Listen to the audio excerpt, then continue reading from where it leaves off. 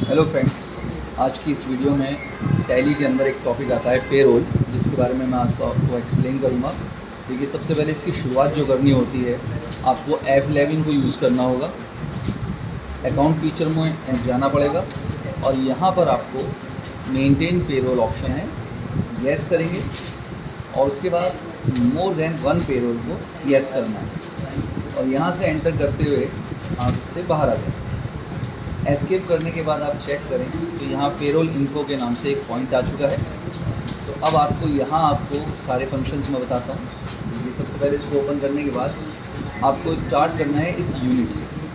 Unit से मतलब होता है कि अगर कोई एम्प्लॉइज़ ओवर टाइम करता है या लीव लेता है तो उसकी इन्फॉर्मेशन आपको देनी होती है। तो यूनिट्स बनाएंगे हम HR पर।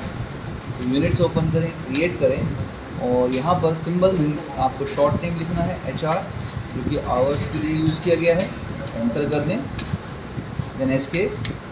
सेकंड पॉइंट आपको लेना होगा, यहाँ से आपको अटेंडेंस और प्रोडक्शन टाइप्स। यहाँ पर दो पॉइंट्स आपको बनाने होते हैं। एक ओवर टाइम जो कि प्राइमरी में जाएगा और इसके लिए प्रोडक्शन लेना है। सेकंड नंबर LWP जो कि शॉर्ट फॉर्म है लीव विदाउट पे की, प्राइमरी, और यहाँ से लीव विदाउट पे ऑप्शन लेना होगा। देन एंटर करेंगे।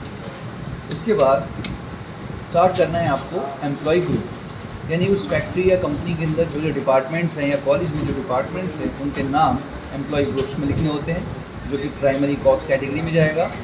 जैसे मैंने यहाँ पर कंप्यूटर डिपार्टमेंट्स के नाम से एक ग्रुप बना दिया। Enter, primary, enter. एक ग्रुप बनाने के बाद एस्केप कर दें।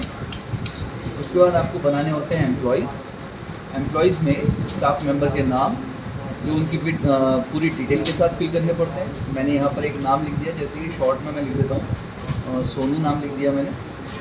डिपार्टमेंट सिलेक्शन करेंगे, उसकी ज्वाइनिंग डेट आपको फिल करनी पड़ेगी और उसकी पर्सनल इन्फॉर्मेशन फिल करेंगे विद बैंक डिटेल। तो बैंक में मैं कोई एक नाम दे देता हूँ बैंक का, उसकी ब्रांच और अकाउंट नंबर। एक नेम आपने क्रिएट कर लिया। नेक्स्ट नंबर आपने राम, सेम वही प्रोसेस होगा। ज्वाइनिंग डेट डिटेल भरें और बैंक डिटेल भी फिल कर दें। उसके बाद नेक्स्ट नंबर, सब कुछ वही प्रोसेस रहेगा। और उसके बाद 3 एम्प्लॉयज़ मैं बना चुका हूँ। स्टार्ट करना है आपको बैक करके। इसके बाद अगला जो टॉपिक आएगा इसी में, वो है आपका पे हेड का। तो पे हेड में आपको बनाने होते हैं सैलरीज, PF, ESI, HRA, ये सारे आपके पे हेड्स हैं। तो स्टार्टिंग यहाँ सैलरी से कर देते हैं। सैलरी में आपको अर्निंग होती है, इसलिए अर्निंग में जाना है। इनडायरेक्ट एक्सपेंस आपको लेना होगा और ये पॉइंट आपको लेना है यहाँ पर फ्लैट रेट। अगर सैलरी फिक्स है और ऑन अटेंडेंस है तो आपको ऑन अटेंडेंस लेना होगा। और मंथ वाइज यहाँ सिलेक्शन करें एज़ पर कैलेंडर पीरियड, और यहाँ से एक ऑप्शन आपका बन चुका है। उसके बाद मैं यहाँ दूसरा पॉइंट बना रहा हूँ PF, यानी प्रोविडेंट फंड। ये डिडक्शन है तो डिडक्शन में लेना होगा। लाइबिलिटीज़ में जाएगा ये पॉइंट। उसके बाद इसे फ्लैट रखना होगा, क्योंकि अगर ये फिक्स है तो ये फ्लैट है। एंटर करें और इसे भी मंथ वाइज लेकर के यहाँ से बाहर रखें। नेक्स्ट नंबर आता है हाउस रेंट अलाउंस, HRA।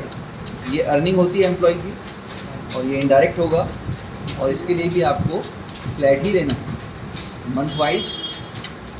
और नेक्स्ट नंबर मैं यहाँ ओवर टाइम भी बनाऊँगा, क्योंकि ओवर टाइम आपको यहाँ भी बनाना होगा पे हेड, और ये भी अर्निंग होगा।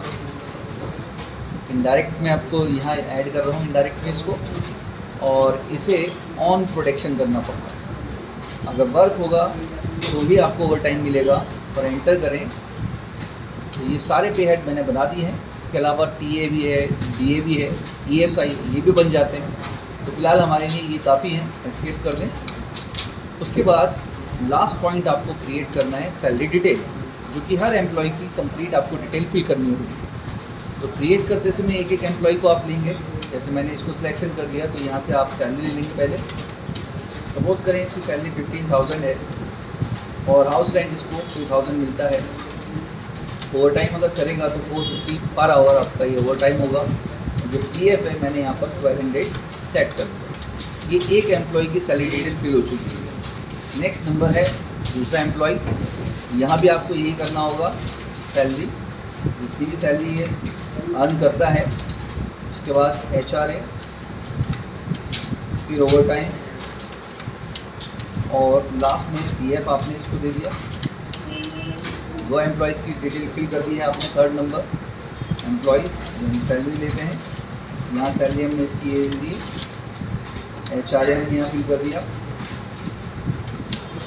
और ओवर टाइम में हमने इसके ओवर टाइम हमने नोट कर दी।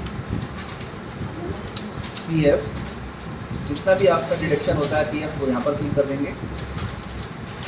तो ये आपको एक बार डिटेल भरनी पड़ती है। उसके बाद जब ये सारे पॉइंट्स कंप्लीट हो जाएं तो मैं एक बार रिकैप दिखा देता हूँ आपको क्या हमने स्टार्ट किया था। सबसे पहले यूनिट बनाई, फिर अटेंडेंस में आपने ओवर टाइम और लीव विदाउट पे क्रिएट किया। उसके बाद आपने एक ग्रुप बनाया, कंप्यूटर डिपार्टमेंट आपने बना दिया। फिर एम्प्लॉयज़ बनाए, उसके बाद पे हेड क्रिएट किए, लास्ट में सैलरी डिटेल फिल कर ली। तो ये सारा कंप्लीट कर लें तो यहाँ से बैक करें, और इसके लिए जो एंट्री की जाती है वो पेरोल वाउचर में जाके की जाती है। और जो हम सिंपल एंट्रीज बनाते हैं उनके लिए हम अकाउंटिंग वाउचर का यूज़ करते हैं। तो पहले पेरोल में जाएंगे, स्क्रीन कुछ इस तरीके से लुक मिलेगा आपको।